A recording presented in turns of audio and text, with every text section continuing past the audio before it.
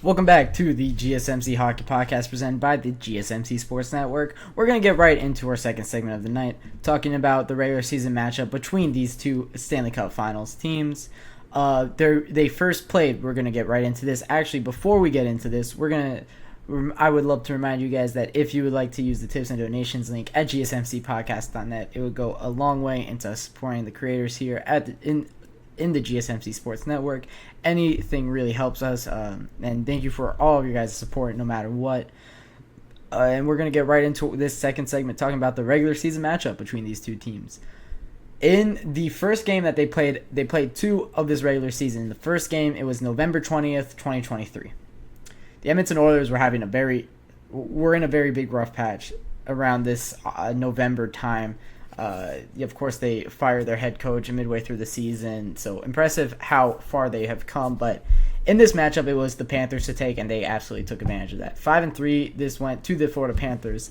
Connor McDavid, of course, had such a fantastic season. Of course, he gets 2 goals in this game. Not enough. It was really the lack of depth when it started out this season for the Edmonton Oilers, and we're seeing it a little bit come back in the postseason. But Connor McDavid and Leon Draisaitl have just been so out of this world crazy good that it hasn't really affected the Oilers. I'm interested to see if that'll come back and rear its ugly little head back in. It's absolutely possible. The Edmonton Oilers are not. And this is going into this series a little bit more. I don't think the Edmonton Oilers have the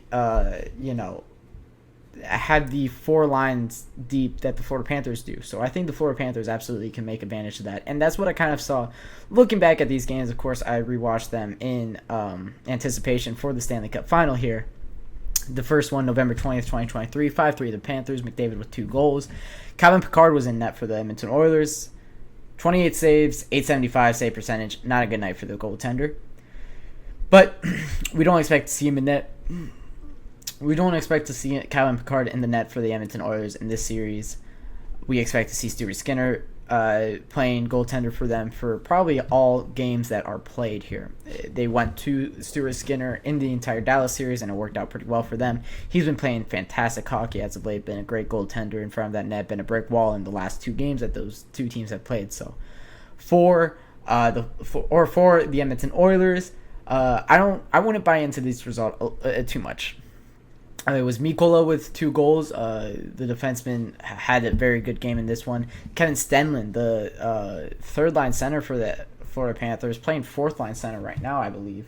I do have their line combinations up right now. He is on their fourth-line center, as Anton Lundell has been playing third-line center for them. So for the team, for the Panthers, they outplayed the depth in this one. Mikkola, a depth defenseman, he's on the middle pairing of the D. Kevin Stenlund, fourth line forward. It was Sam Bennett and Carter Verhaeghe also got a goal each in this game. And then Sergei Bobrovsky was pretty good, but not great in this game. 26 saves on 29 shots against, 896 save percentage. But this wasn't the game that Bobrovsky really dominated against the Oilers. The second game was. December 16th, 2023, this was Bobrovsky's game, and he absolutely stole it. 3 points by Bennett. It was a goal and 2 assists by him. Carter Verhaeghe, opposite kind of stat line, 2 goals and 1 assist. Oliver Ekman-Larsson, 2 assists. Brandon Montour, goal and an assist.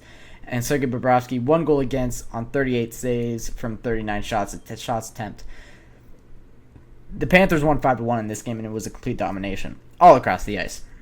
Bobrovsky, of course, stopping 38 shots on 39 against is so impressive. And having that in your back, that's kind of what helps their forwards out a lot. So it was impressive what Bobrovsky was able to do in this game, and he's going to need to be doing that all series long, and he's been doing that all playoffs long. I think if I were to give a Conn Smythe trophy to a team or to a player on the Florida Panthers, it would be Sergei Bobrovsky right now. He has been lights out in this postseason. I would take some thought or some consideration with Matthew Tkachuk, maybe a Sam Reinhart. Sam Bennett could maybe get some votes or some thought to him, but I think right now you got to give it to Sergei Bobrovsky. What a fantastic playoff run he's on. And he's got to outplay Stuart Skinner. I think that, we talk about that being one of my keys to the series.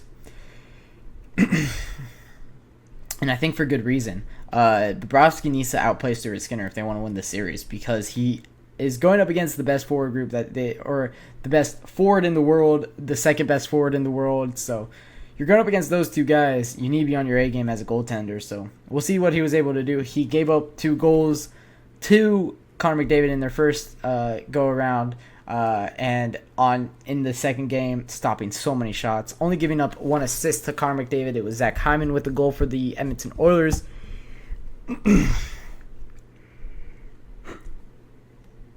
It was Zach Hyman with the goal for the Edmonton Oilers in that matchup on December 16th. But these teams haven't played each other since the Edmonton Oilers got really good.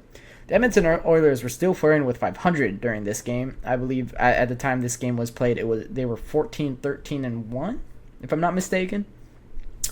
So for the Oilers, they've come a long way. They finished this season well above 500. They won a lot of games down the stretch and really found their identity down the stretch. It was Zach Hyman absolutely finding his identity down the stretch as well. So for the Edmonton Oilers, I wouldn't buy into these 2 results too much. You kind of saw this with the Florida Panthers against the Boston Bruins in their second round matchup. The Florida Panthers got swept in the series, in the season series against the Boston Bruins, but they absolutely dominated them in the second round, winning in 6 in that series.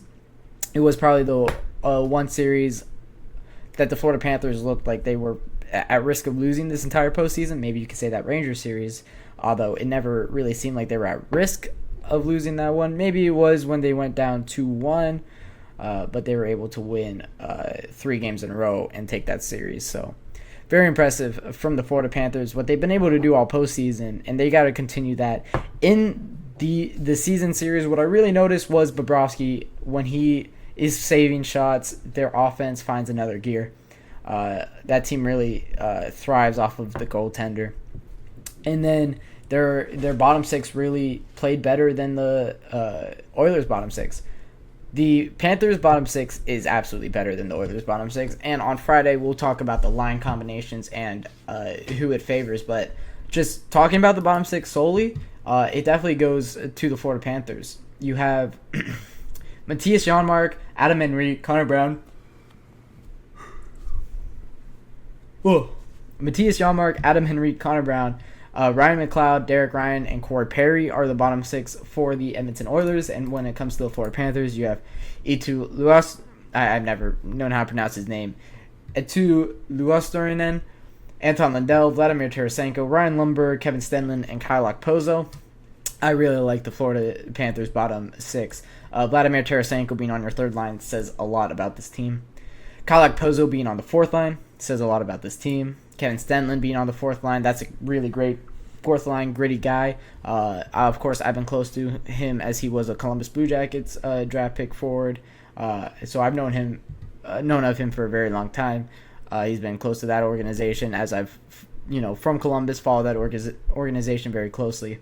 For the Florida Panthers, that's the matchup that they need to win. It's also OEL and Dmitry Kulikov on that third line defensive pairing. Oliver Ekman-Larsson got 2 points in this game. When their depth, when the Florida Panthers' depth is playing at the level that everybody knows that they can play at, they win games. They've been fantastic this entire postseason run, and they've won games because of it. So that's the matchup I'm looking at most. Based off of these, based off of the regular season results. So I'm very intrigued to see what that's going to look like. I think the Oilers are going to shorten their bench a lot. Connor McDavid might play 26 minutes a night in this series. Leon Draisaitl might play 22 minutes a night in this series. So I'm so fascinated with how the Oilers coach is going to kind of roll out the lines. But that's something we'll find out on Saturday. So that'll wrap it up for our second segment of the night, talking about the regular season between the Edmonton Oilers and Florida Panthers. When I come back, we'll be talking about a legend of hockey retired just the other day, talk about what his career meant and what legacy he's leaving behind.